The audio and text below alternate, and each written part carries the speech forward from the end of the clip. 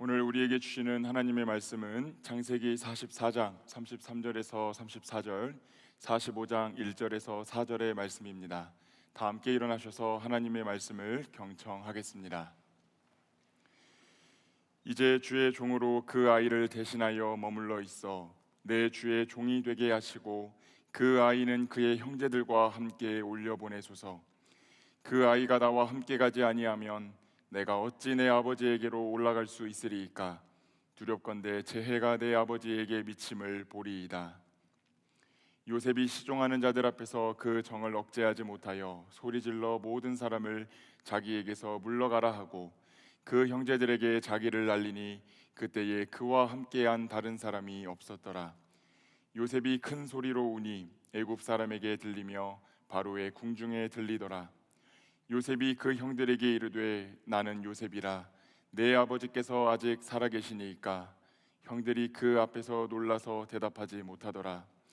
요셉이 형들에게 이르되 내게로 가까이 오소서. 그들이 가까이 가니 이르되 나는 당신들의 아우 요셉이니 당신들이 애굽의 판자라. 이것은 하나님의 말씀입니다. 아멘. 하나님 아버지와 우리 주 예수 그리스도로부터 오는 은혜와 평강이 이 시간 함께 또 온라인으로 예배를 드리시는 모든 그리스도의 청년들과 또 오부 예배의 성도님들에게 함께 하시기를 우리 주님의 이름으로 축원합니다. 이번 주부터 민족 고유의 명절인 설이 시작됩니다. 많은 혼란과 아픔 속에서 맞이하는 명절이지만 그럼에도 불구하고 주님이 주시는 은혜와 평강이 모든 분들에게 함께하기를 바랍니다. 먼 길을 오가시는 분들도 안전하게 평안히 잘 다녀오시기를 기도하겠습니다. 여러분, 그래서 드리는 말씀인데요, 이번 명절에 무엇을 하시며 보내실 계획이신가요? 질문이 어렵나요? 네, 그러면 질문을 좀 바꾸어 보겠습니다. 너무 훅 바꾸는 느낌은 드는데 이번 명절에 듣고 싶은 말은 무엇인가요? 듣고 싶은 말도 없고 하고 싶으신 말도 없으신가요? 그럼 마지막 질문입니다. 이번 명절에 제일 듣기 싫은 질문은 무엇인가요? 약간 술렁거리고 있는 게 느껴지죠? 제가 감히 유추해 보건대 덕담을 가장한 잔소리가 아닐까 싶습니다. 학교는 언제 졸업하니? 취업 준비는 잘하고 있는 거 맞아? 무엇 좀 잘 챙겨 먹어. 얼굴이 삐쩍 말라가지고 이게 뭐야? 다이어트를 좀 해야 될 것 같아. 도대체 언제 취업할래? 연애는 하고 있니? 네가 나이가 몇 갠데 이제 결혼해야지. 늘 언제나 그렇듯 제 이야기는 아닙니다. 네, 오해하지 마세요. 물론 어른들의 그 말씀들이 틀린 것은 하나도 없다고 생각합니다. 그분들이 주시는 다양한 조언을 종합을 해보면 너 이제 변화해야지, 여기에서 더 앞으로 나아가야지, 그런 뜻을 담고 있는 것 같습니다. 그런데 그런 말을 자주 듣는 청년 세대의 피드백을 들어보면 그런 말씀들을 듣는 것이 버겁다고 말하는 청년들이 꽤 많이 있습니다. 아마 그 이유는 그런 변화가 자신에게 필요한 걸 누가 제일 잘 알기 때문일까요? 자기가 제일 잘 알기 때문일 것입니다.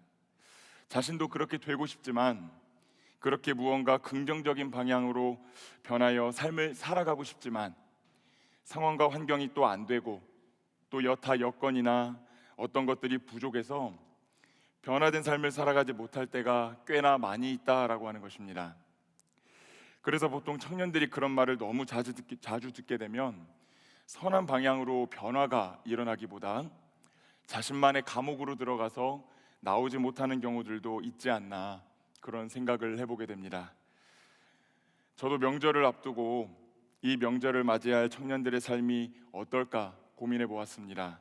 또 이번 명절 저의 운명은 어떻게 될까 고민해 보기도 하면서 그런 생각을 하게 되었습니다. 선한 방향으로의 변화는 무엇을 통해 가능할까요? 더 나은 신앙인으로 변화되기 위해 필요한 것은 무엇일까요? 더 나은 공동체로 변화되기 위해 필요한 것은 무엇이겠습니까? 그렇게 고민을 하다가 오늘의 설교를 준비하게 되었습니다. 오늘 우리는 두 명의 인물을 만나보려고 합니다. 한 명은 우리가 잘 알고 있는 요셉이라는 사람이고, 다른 한 명은 요셉에게 있었던 10명의 형들 중 넷째 형이었던, 몇째라고요? 넷째 형이었던 유다라고 하는 사람입니다. 요셉의 이야기를 먼저 한번 살펴보도록 하겠습니다.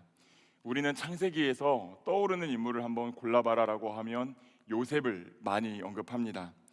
지난주 설교에 등장했던 야곱이라는 사람이 있었습니다. 그 야곱에게는 4명의 아내가 있었는데 이들을 통해 12명의 아들을 낳았습니다. 이 요셉은 야곱이 그 4명의 아내들 중 제일 사랑했던 라헬이라고 하는 여인이 낳은 첫 번째 아들이었습니다.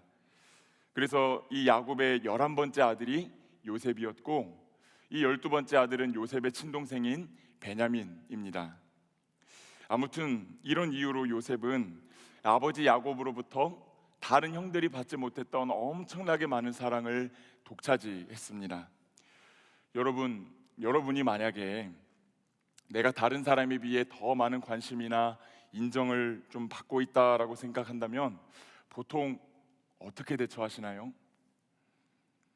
보통 좀 이렇게 눈치도 좀 보고 내 윗사람들 비위도 좀 맞추고 조심하려고 들 텐데, 안타깝게도 이 요셉은 눈치가 없었어요. 그래서 안 그래도 요셉은 이 형들이 아버지의 사랑을 독차지하고 있는 것에 대해 시기하고 있었는데, 이 요셉은 형들이 뭐 하나 조금만 잘못하면 어떻게 했냐면 아버지에게 쪼르르 달려가가지고 고자질하는 사람이었습니다. 그러니 이 형들이 요셉을 굉장히 싫어했었지요. 그러던 중 하루는 요셉이 꿈을 꿉니다. 그리고 그 꿈을 자신의 가족들에게 말해줘요. 2개의 꿈이 있는데, 하나는 형님들의 볏집단이 벌떡 일어나가지고 자신의 볏집단에게 절하는 꿈을 꾸고, 또 하나는 하늘에 있는 해와 달과 11개의 별이 자신의 별을 향하여 절하더라 라는 것을 너무 솔직하게 가족들 앞에서 말합니다. 이 일로 인해 요셉의 형들은 대노를 하게 되고 언젠가 요셉을 없애겠다라고 다짐하게 됩니다. 그러던 중 형들이 벼르던 날이 찾아왔고 형들은 요셉을 죽이려고 했습니다. 그러나 죽이지는 않고 은 20개를 받고 애굽의 노예로 팔아버렸습니다. 형제들은 요셉이 입고 있었던 채색 옷에 염소의 피를 묻혀서 아버지 야곱에게 갖다 주고 요셉이 들짐승들에게 먹혀 죽었다고 속입니다. 야곱은 자신의 아들을 잃은 것으로 생각하고 큰 슬픔에 잠기게 되지요. 그렇게 요셉이 애굽으로 팔려갑니다. 그곳에서 애굽 왕의 시위대장이었던 보디발의 손에 팔려서 종이 되고, 그곳에서도 억울한 누명을 씌워져 가지고 감옥에 들어가게 됩니다. 그러나 여러분이 잘 알고 계시듯이 하나님이 은혜를 주시고 또 그 은혜를 받아서 누리니 이 요셉이 바로 왕이 꾼 꿈을 잘 풀어가지고 애굽의 총리가 되었다라고 하지요. 그리고 요셉이 꿈을 풀었던 대로 애굽을 비롯한 전 지역에 7년 풍년 그리고 7년 흉년이 옵니다. 흉년으로 인해 많은 민족들이 양식을 사러 애굽에 왔고 요셉의 형들도 왔습니다. 이 과정에서 많은 우여곡절이 있었지만 창세기의 마지막에 가면 요셉이 결국에는 이 형제들을 용서하고 이 가족들을 애굽으로 다 데리고 와서 모시고 살았다라고 하는 이야기가 기록되어 있습니다. 그렇게 행복하게 살다가 요셉의 죽음으로 이 창세기가 마무리됩니다. 여기까지가 우리가 알고 있는 요셉의 이야기입니다. 그래서 많은 분들이 요셉을 이렇게 생각합니다. 어렸을 때 실수를 하기는 했지만 타국에서도 하나님의 은혜를 입고 성공하여 총리가 된 사람, 자수성가한 사람, 많은 사람들의 생명을 살린 사람. 그래서 많은 신앙인들이 요셉의 이야기에서 매력을 느끼고 또 어떤 분들은 자녀의 이름을 요셉으로 짓기도 합니다. 그러나 우리가 이 요셉의 이야기를 정말 자세하게 살펴보면 그에게도 많은 부족함이 있었고 또 헤아릴 수 없는 아픔을 겪었으며 자기중심적인 삶을 살았을 때가 꽤나 많았다라고 하는 것을 우리는 보게 됩니다. 오늘은 우리가 잘 알고 있던 이 요셉의 이야기를 조금 다른 시각에서 한번 접근해 보려고 합니다.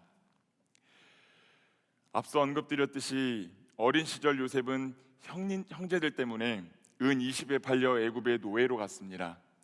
결정적인 이유는 요셉이 꾼 꿈 때문이었습니다. 형제들을 상징하는 곡식단이 자신에게 절한다라고 하는 꿈을 그대로 말했다가 형제들의 미움을 사서 아버지와 정든 고향 땅에서 뿌리채 뽑혀가지고 애굽으로 옮겨줍니다. 어쩌다 꾼 꿈을 나누게 된 게 화근이었고, 이에 화를 입었던 요셉은 그 아픈 날들을 이렇게 기억하고 추억합니다. 우리 다 함께 창세기 41장 51절의 말씀을 읽겠습니다. 요셉이 그의 장남의 이름을 므낫세라 하였으니 하나님이 내게 내 모든 고난과 내 아버지의 온 집 일을 잊어버리게 하셨다 하미요. 단적인 예로 요셉은 총리가 된 다음에 결혼을 했습니다. 그는 아스낫이라고 하는 여인과 결혼하여서 아들 2명을 낳게 되는데, 첫째 아들의 이름을 무엇이라고 짓습니까? 므낫세라고 지었습니다. 그런데 그 이름의 뜻은 무엇이냐면 잊어버림 혹은 잊어버리게 하는 사람입니다. 지난번 설교에서도 말씀드렸듯이 이름은 그 사람의 존재를 담아냅니다. 요셉은 무엇보다도 귀한 첫 아들의 이름을 므낫세라고 지으면서 지난날 자기가 겪었던 그 아픔을 다 잊어버리고 과거와 현재를 단절하고자 했습니다. 물론 그 사실이 요셉이 신앙인이 아니었다라고 말하는 것은 아닙니다. 그러나 총리가 된 시점에서 요셉은 이 하나님을 그저 과거에 겪었던 고통을 잊어버리게 하시는 분 정도로 기억하고, 그분이 주신 은혜와 그분이 주신 은혜를 과거의 자신과 오늘의 자신을 단절시키는 데 사용했다라고 하는 것입니다. 그는 믿음의 조상인 아브라함의 증손자였습니다. 무엇보다 아버지였던 야곱의 사랑을 한 몸에 받았던 아들입니다. 그러니 그 아버지 야곱과 오랜 시간을 보내면서 이 믿음의 가문에게 주신 하나님의 약속과 사명에 대해서 이 야곱을 통해 자주 들었겠지요. 그 사명이 무엇입니까? 우리 다 함께 창세기 12장 3절의 말씀을 읽도록 하겠습니다. 너를 축복하는 자에게는 내가 복을 내리고 너를 저주하는 자에게는 내가 저주하리니 땅의 모든 족속이 너로 말미암아 복을 얻을 것이라 하신지라. 아멘. 아브라함에게 주셨던 그 하나님의 약속, 하나님의 뜻에 따라 살아가는 이들을 통해 온 세상을 축복하시겠다라고 약속하신 그 축복의 통로로서의 사명은 아브라함부터 시작해서 요셉에게까지 전수가 됐을 거라는 것이지요.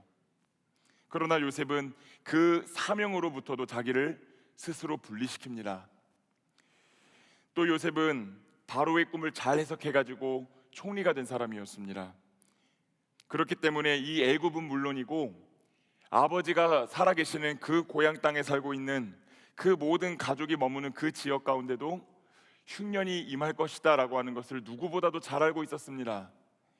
그러나 그는 아버지를 찾지 않습니다. 가족도 찾지 않고 현재 자신에게 주어진 삶을 누리며 모든 관계를 향해 단절을 선언합니다. 오늘날을 살아가는 그리스도인들을 보면 이 요셉의 모습으로 살아가는 이들이 많이 있습니다. 그리스도인이라는 이름으로 살고 있지만, 주님께 받은 사명도 있지만, 과거 어느 순간에 받았던 상처와 아픔으로부터 헤어나오지 못하고 있는 사람들, 그래서 모든 관계로부터 자신을 고립시키며 살아가고 있는 사람들, 지나온 길을 해석해내지 못하고 오직 앞만 바라보며 나아가는 사람들이 있다라고 하는 것입니다. 내가 받았던 좋았던 것들, 내가 하나님께 받았던 수많은 은혜들, 그 수많은 사랑과 그 사명들은 다 잊어버린 채 그저 현실에만 몰두하여 살아가는 인생들이 여전히 있다라고 하는 것입니다. 요셉의 연약한 모습은 여기에서 그치지 않습니다. 요셉 이야기를 잘 살펴보면 이 요셉은 오직 자신만을 바라보는 면모를 보여주기도 합니다. 요셉이 바로의 꿈을 해석한 대로 온 지역의 7년 풍년이 끝난 다음에 무엇이 찾아왔습니까? 7년 흉년이 찾아왔습니다. 이에 요셉의 형제들은 양식을 사기 위해 애굽으로 왔고, 요셉은 형제들을 대면합니다. 이 요셉이 어떻게 했는지 창세기 42장 7절의 말씀을 한번 읽어보도록 하겠습니다. 요셉이 보고 형들인 줄을 아나 모르는 체하고 엄한 소리로 그들에게 말하여 이르되 너희가 어디서 왔느냐? 그들이 이르되 곡물을 사려고 가나안에서 왔나이다. 형제들을 만난 요셉은 자신의 과거를 숨깁니다. 그 이후 과거 자신이 꾸었던 곡식단 꿈이 성취되었음을 깨달은 다음에 이 형제들에게 억울한 누명을 씌워서 그들을 첩자들로 내몹니다. 그리고 이어지는 대화를 보면 이 요셉은 그들의 막내 동생인 베냐민을 데려오면 그들의 말을 믿어주겠다라고 말합니다. 즉 자신의 친동생을 데려오라라고 명령한 것입니다. 물론 여기서 요셉이 복수만 하고 있구나라고 볼 수는 없습니다.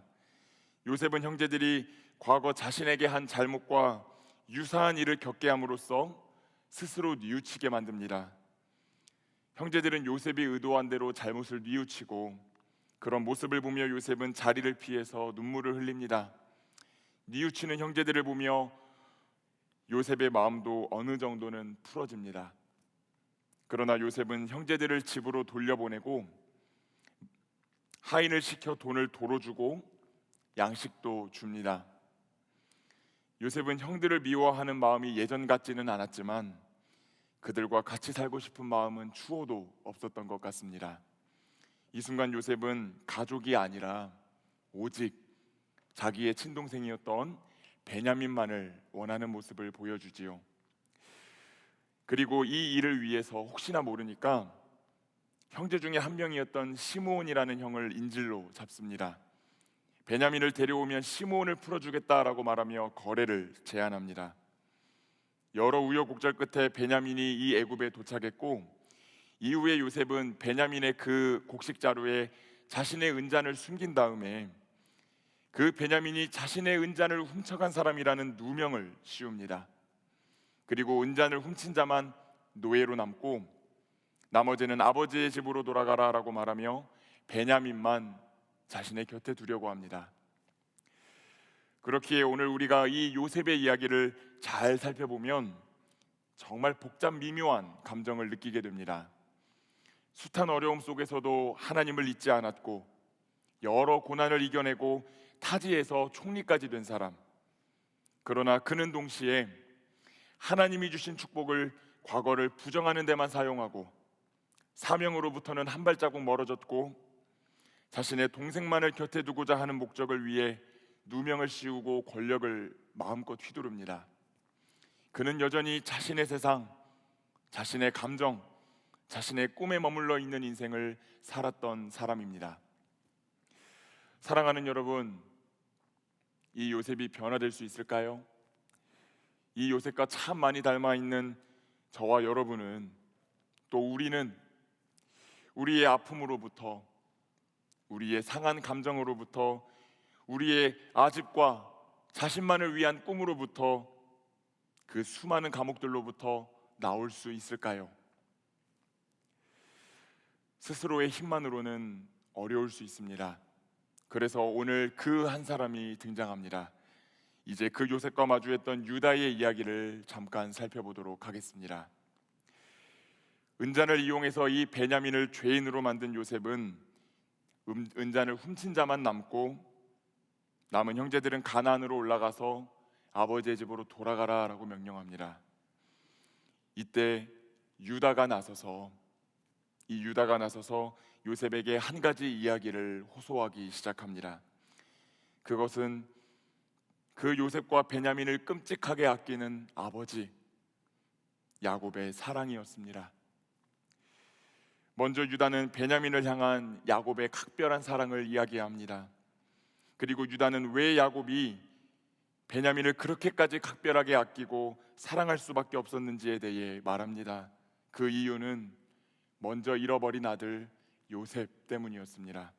다 함께 창세기 44장 27절에서 29절의 말, 유다의 말을 한번 읽어보도록 하겠습니다. 주의 종 우리 아버지가 우리에게 이르되 너희도 알거니와 내 아내가 내게 두 아들을 낳았으나 하나는 내게서 나갔으므로 내가 말하기를 틀림없이 찢겨 죽었다 하고 내가 지금까지 그를 보지 못하거늘 너희가 이 아이도 내게서 데려가려 하니 만일 재해가 그 몸에 미치면 나의 흰머리를 슬퍼하며 스올로 내려가게 하리라 하니, 유다는 말합니다. 먼 과거 내 아버지 야곱이 사랑했던 아들 요셉이 있었다고. 그가 죽은 후에 큰 슬픔에 잠겼고 이제 하나밖에 남지 않은 그 베냐민을 끔찍하게 아끼고 있다고.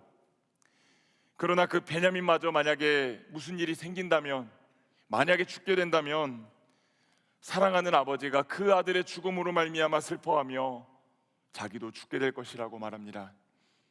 그리고 유다의 그 절절한 절규로 인해서 이 요셉의 마음이 흔들리기 시작합니다. 태도가 바뀌기 시작하지요. 요셉은 지금까지 자신의 태도를 결정할 때 아버지의 존재를 고려하지 않았습니다. 베냐민에 대해서도 나의 혈육이라는 것만 생각했고, 베냐민과 자신이 한 아버지의 아들이었다는 것, 그와 베냐민이 아버지 야곱으로부터 얼마나 사랑을 많이 받았던 존재인지에 대해서는 망각해버리고 말았습니다. 그러나 유다의 절규는 그 요셉의 기억을 불러일으켰습니다. 그래, 나 아버지에게 그렇게 사랑받는 아들이었지. 나 정말 많은 사랑을 받았던 아들이었지. 내가 아무리 사랑하는 베냐민이라고 해도 내 아버지가 돌아가시면 무슨 소용이란 말인가. 그렇게 여러 생각을 하며 요셉의 마음이 타들어가기 시작합니다. 그때 유다는 형제 중에 그 누구도 내리지 못했던 결정과 청원을 이 요셉에게 합니다. 다 함께 오늘 본문 창세기 44장 33절의 말씀을 읽겠습니다. 이제 주의 종으로 그 아이를 대신하여 머물러 있어 내 주의 종이 되게 하시고 그 아이는 그의 형제들과 함께 올려 보내소서. 유다는 자신이 베냐민을 대신해서 종이 되겠다고 합니다. 내가 대신 그 벌을 받을 테니 부디 동생만은 함께 아버지에게로 갈 수 있게 해달라라고 요청합니다. 요셉은 자신만을 생각했습니다. 그리고 베냐민만 생각했습니다. 그러나 유다는 베냐민과 아버지 둘 다를 생각했고, 그를 위해 형벌과 종의 자리를 자신이 자처합니다. 제가 벌을 받겠습니다. 제가 대신 종이 되겠습니다. 이 유다의 간청을 듣는 순간 요셉의 마음이 무너지고 맙니다. 오직 자신의 감정과 베냐민만 생각하며 지금까지의 상황을 자기의 멋대로 통제해 오던 요셉이 통제력을 상실하고 울기 시작합니다. 그리고 자신이 요셉임을 형제들에게 밝힙니다. 이때부터 요셉의 태도는 배제가 아니라 포용으로 돌아서게 됩니다. 요셉은 형제들의 악행, 아버지의 존재도 가능한 있고 베냐민만 곁에 두면 된다고 생각했습니다.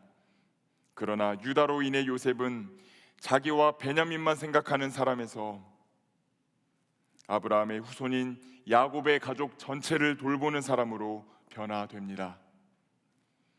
유다가 요셉에게 떠올리게 해준 것은 사랑하는 자녀를 위한 아버지의 마음이었습니다.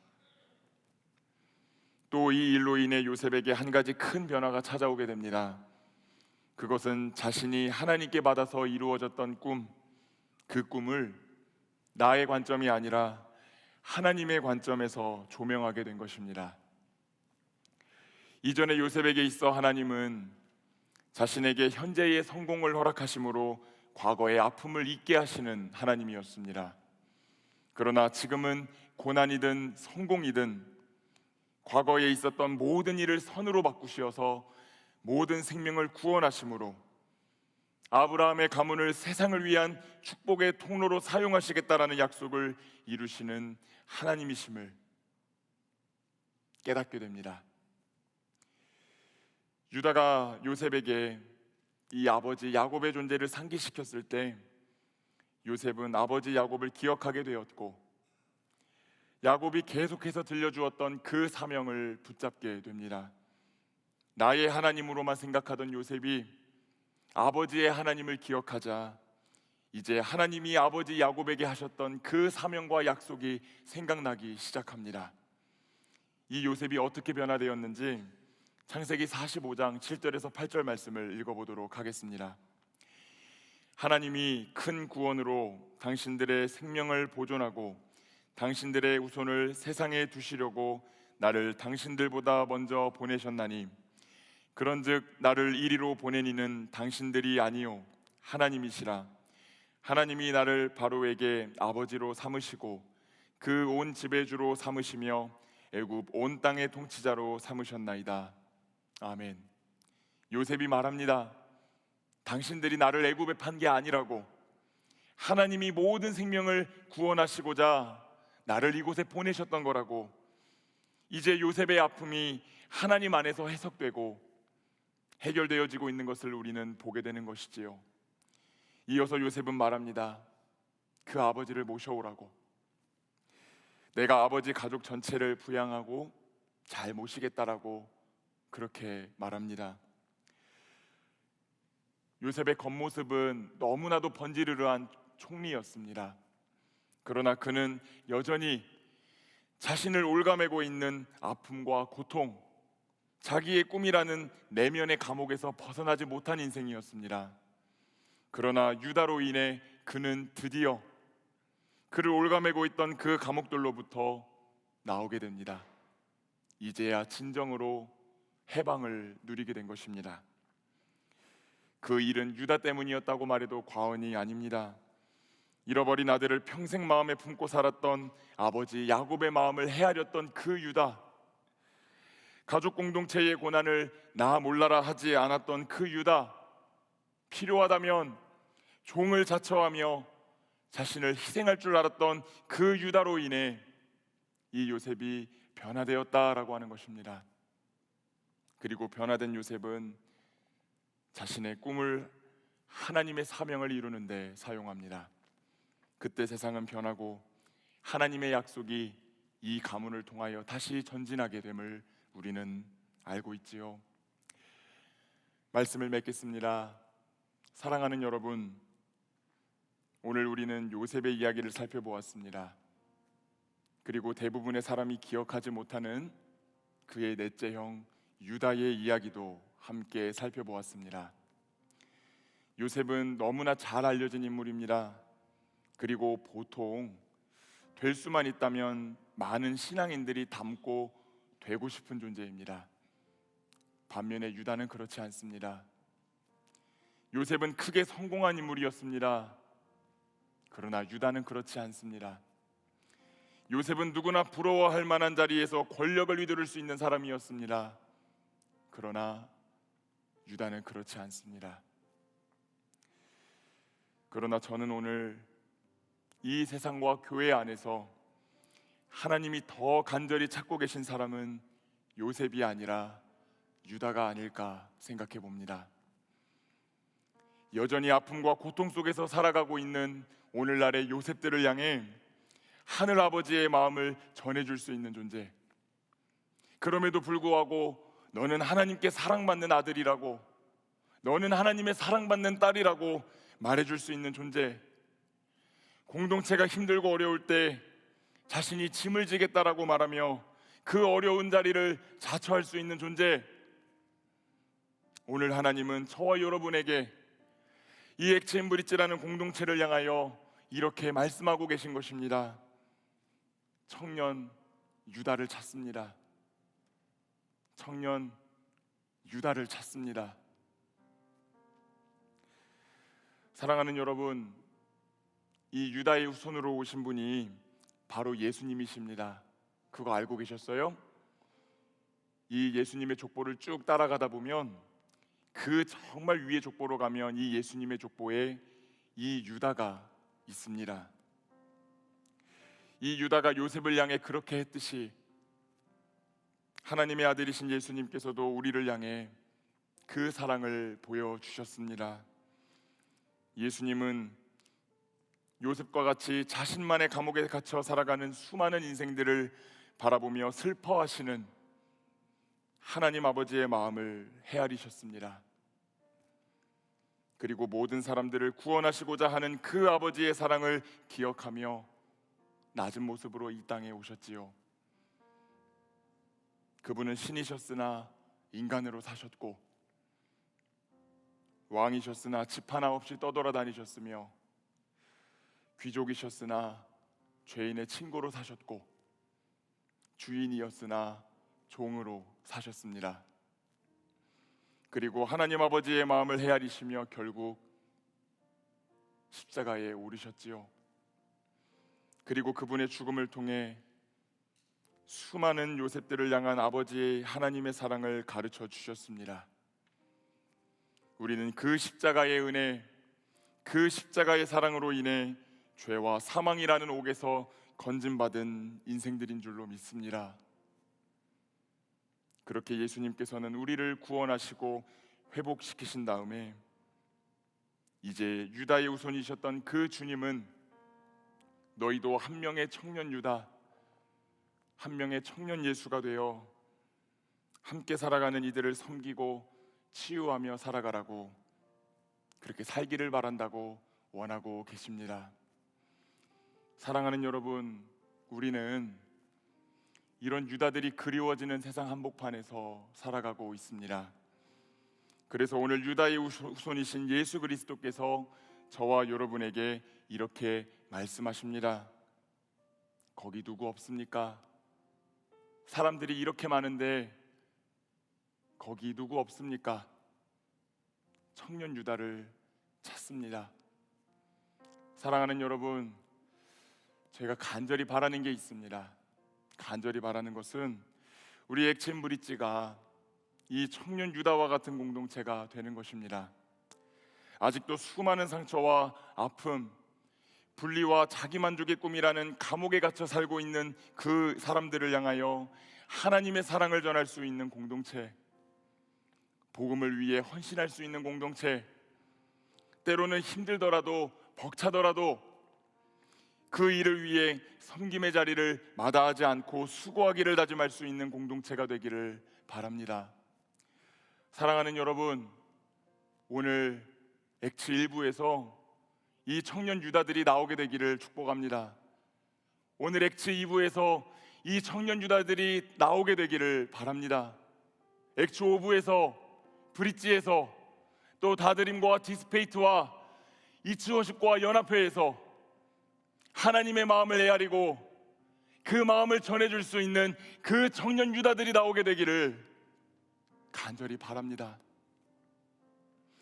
그때 우리와 함께 살아가는 이들이 다시 사랑으로 회복되고 소생되어서 하나님의 사명을 감당하며 살아가는 이들이 다시 세워지고 일어서게 될 줄로 믿습니다.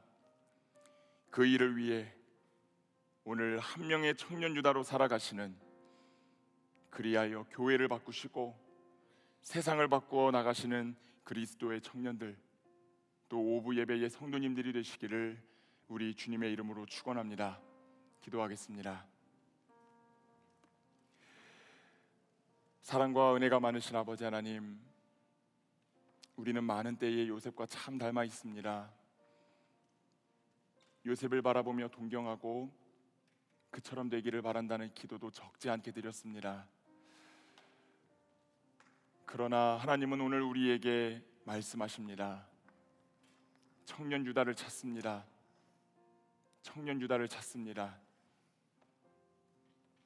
그 수많은 아픔을 가지고 살아가는 요셉들을 섬길 수 있는 하나님 아버지의 마음을 헤아리고 그 사랑을 전할 수 있는 청년 유다를 찾으시는 분이 오늘 우리의 주님이신 줄로 믿사오니, 주여 성령으로 우리의 마음을 변화시켜 주시고 우리의 마음 가운데 그렇게 살아갈 수 있는 용기와 담대함을 더하여 주셔서 오늘 이 시간이 요셉이 아닌 한 명의 청년 유다로 살아가기를 다짐하는 시간이 될 수 있도록 역사하여 주시옵소서.